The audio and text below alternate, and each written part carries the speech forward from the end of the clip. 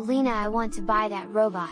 But, Leo, you already have 2 of them. I want the red one too. Dad, I have a blue and a black robot. Well, Dot aren't do enough for you, Leo. Please, Alina, Dad, I won't go home if you don't buy me the toy robot. Stop behaving so stubborn. Leo, you remind me of Karen from the story. The red shoes. Who's Karen? The red shoe. Once upon a time, in a faraway village, there lived a little girl named Karen. She lived with her mother in a small cottage. Karen was a cheerful girl full of curiosity. She was very close to her mother and would often ask her questions about little things. Mother, where does the light on Earth come from? It's the sun that emits light on Earth Terre. Karen and her mother were very poor. So Karen just had one dress, a rugged doll. Her mother made for her the wooden shoes that she wore were very uncomfortable, but she had nothing else to wear. One day, Karen's mother fell sick. So Karen went to the town to buy essentials for her mother. On the way, she found a pair of red shoes lying on the roadside. The shoes looked so glossy and beautiful that Karen couldn't help but take them. She picked the shoes up and went home. Mother, look what I found, and these shoes just gorgeous. Oh dear, where did you get these shoes from? I found them on the roadside. I want to keep them. Karen, these shoes may belong to someone else. You should go and keep them where you found them at once. Someone must have dropped them by mistake. You cannot take things that belong to others. No, Mother, these are my shoes. Now I found them. Karen, that's not a good thing to do. Stop being so stubborn. I don't care, Mother. I want these shoes.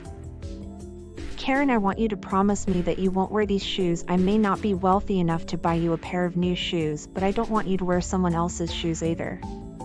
Karen sadly promises her mother and slides the shoes under her bed. Days go by, and one day Karen's sick mother passes away. The next day, Karen puts on the pair of red shoes and attends her mother's funeral. Nobody could take their eyes off Karen's bright red shoes. And they start gossiping about it, that how disrespectful the little girl was. But Karen loved the bright red shoes and did not care about what people said. After some time, an old woman passed by in her wealthy carriage. She stopped by and learned that the poor little girl was an orphan now. The old woman pitied the little girl and wanted to adopt her. "Oh dear, I would love to have this pretty little girl with me. I promise I will take good care of her and provide her with the best life." And so Karen went away with the old woman and started living her new life in the lovely mansion. Dear, you've been wearing these red shoes since the day of your mother's funeral. You must take them off now. They are all rugged and dirty. I promise I will buy you a pair of better shoes than these. No, I love my red shoes. Karen, don't be so stubborn. I'll buy better shoes for you than these. Disheartened, Karen throws away the pair of red shoes since she did not want to upset the old woman who had been so kind to adopt her and give her a wealthy life. A few days passed by, and Karen was playing in her room with her new toys. She wore a beautiful new dress too. The old woman entered with a gift box. Karen opened it happily and found a new pair of blue shoes. She became very angry and threw the box away. I don't want these blue shoes. They are so ugly. I want the same pair of red shoes that I had. Take them away at once. Oh, Karen, stop being so stubborn. These shoes look better than those ugly red ones. Karen becomes so stubborn with each passing day that she had no idea that she was hurting the old woman's feelings. Karen always missed her red shoes. And years later, she grew up to be a beautiful young lady. But her stubborn attitude remained the same even when the old lady did whatever she could to make her happy. She often bought her gifts, but Karen liked nothing but the red shoes. The old woman puts a bowl of salad for Karen to eat. But she pushes the bowl away. Who on earth eats salad? I want a burger, make me a burger. The old woman sadly takes away the plate of salad that she made with love for Karen and cooks her a burger. She takes it to her room where Karen is putting on her blue shoes. These don't even fit me anymore. I have grown up now and I need new shoes and clothes. And so the old lady and Karen go to the market. Karen spots the beautiful red shoes when they stop by at a shop. Oh my, these are just like the pair of red shoes that I had. I want to buy these. Oh dear, we should buy something more formal that is suitable for all occasions. We should buy the black ones instead. I will either buy the red shoes or both, that's it. Oh Karen, when will you stop being so stubborn? And so the old lady counts her pennies and buys both the red and the black pair of shoes for Karen. She goes home happily. There comes a day when they had to attend another funeral. Karen, please put on the black shoes. I don't want people talking ill about you. Don't worry, I will. Karen goes and puts on the red shoes, thinking nobody would notice it under her long dress. They go on and attend the funeral.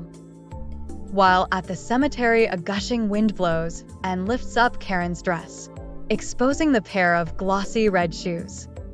The crowd is in awe and they start gossiping about how disrespectful Karen's shoes were for a funeral. Karen, you have left no stone unturned at being stubborn. I love my red shoes. I don't care about the world.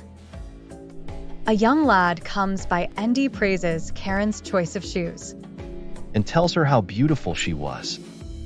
Hello, miss, you are unbelievably beautiful, and oh, your shoes are so gorgeous too. Would you like to join me for a dance at the palace tonight? I would love to. As Karen jumps with excitement, her feet just couldn't stop dancing.